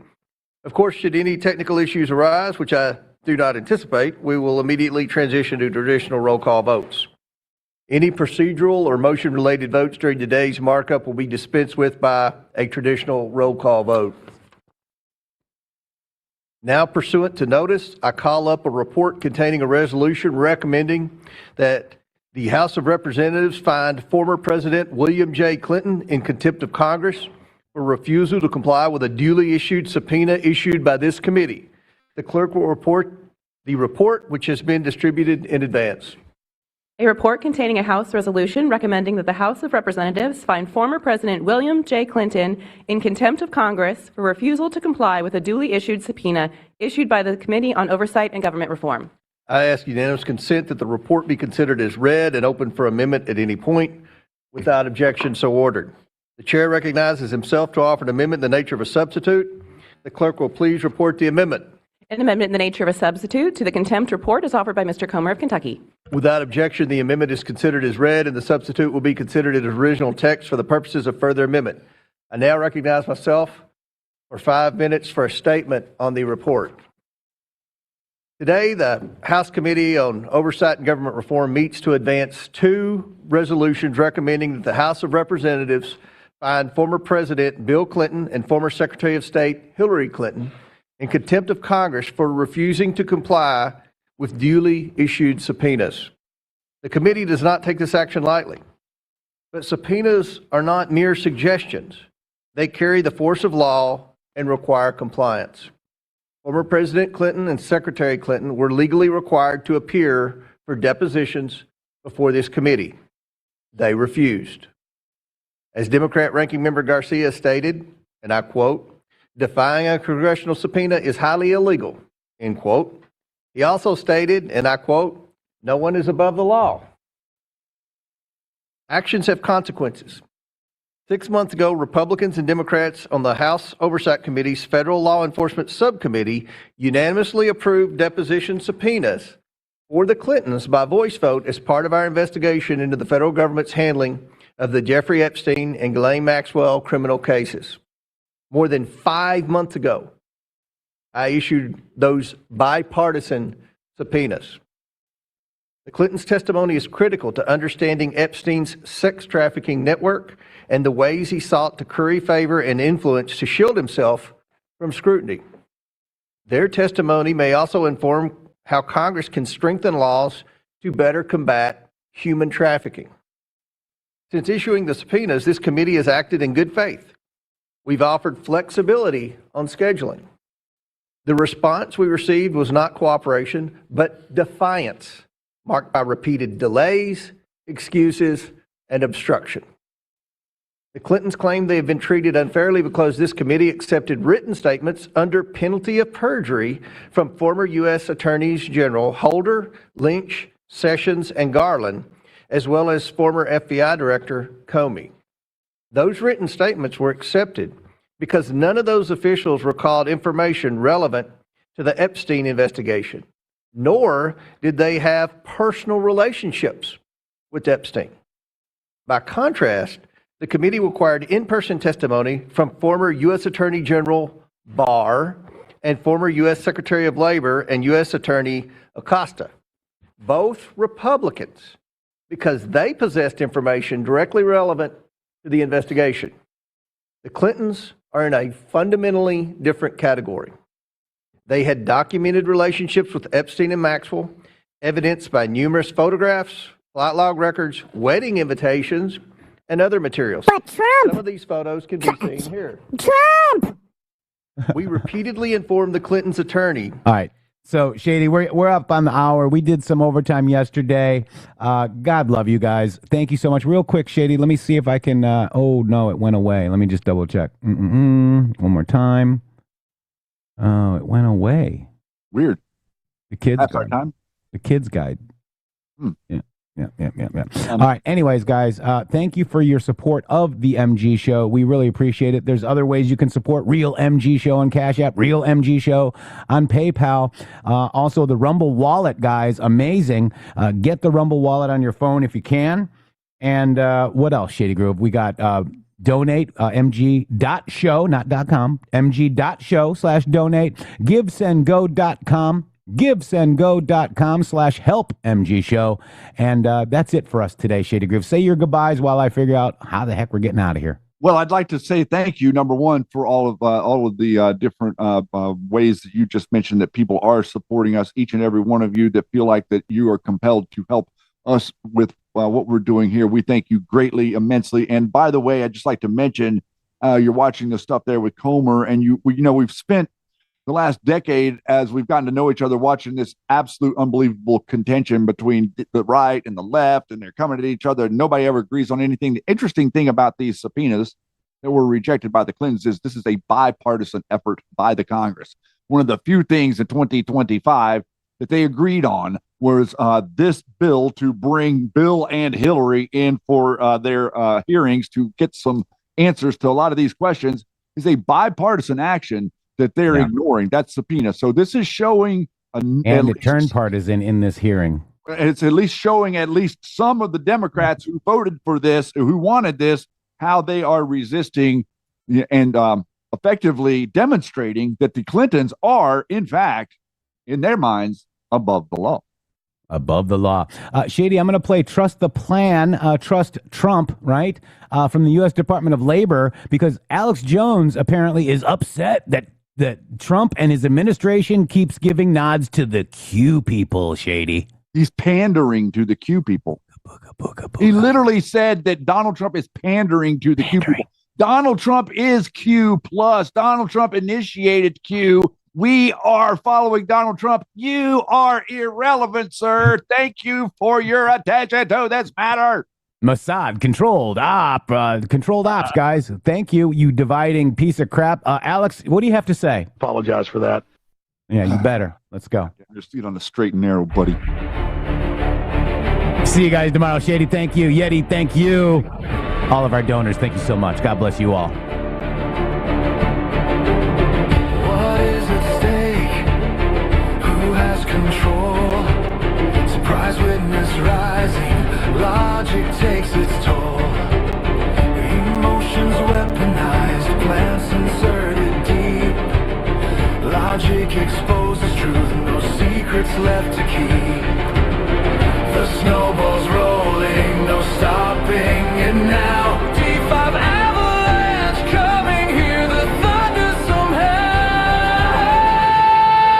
Trust the plan. Stay the course and trust the plan. Protective measures are in place. Remain brave. We knew this day. United we stand.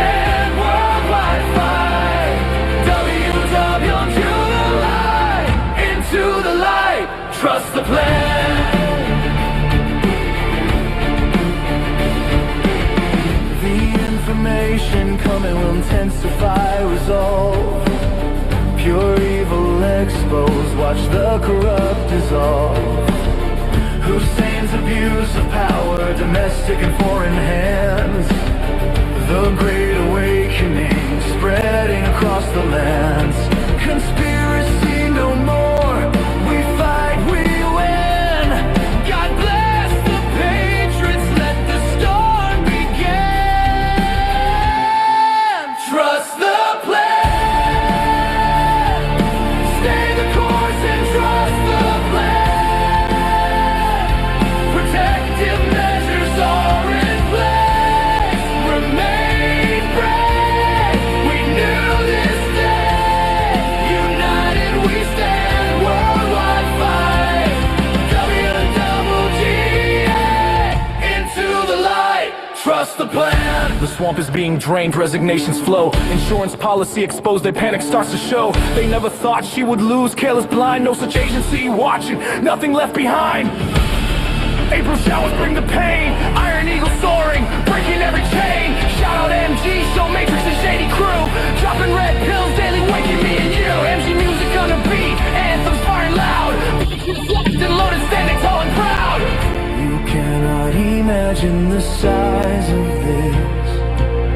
More good than bad, the world is with us. We are not alone, connected in the fight.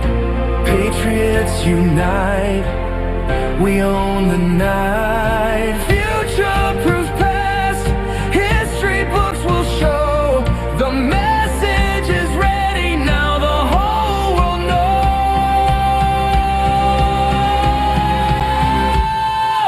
Trust the plan, stay the course and trust the plan. We are winning, big arrests will come. God and country, the battle's won. Every single day they fall literally. For God and country, victory. Trust the plan. Where we go one, we go all. That's right. Godspeed. Thank you. Thank you so much. Embattled Farmer got paid. Time to say thank you. A $50 Rumble rant. Where we go one, we go all. www.mg.show. Boom.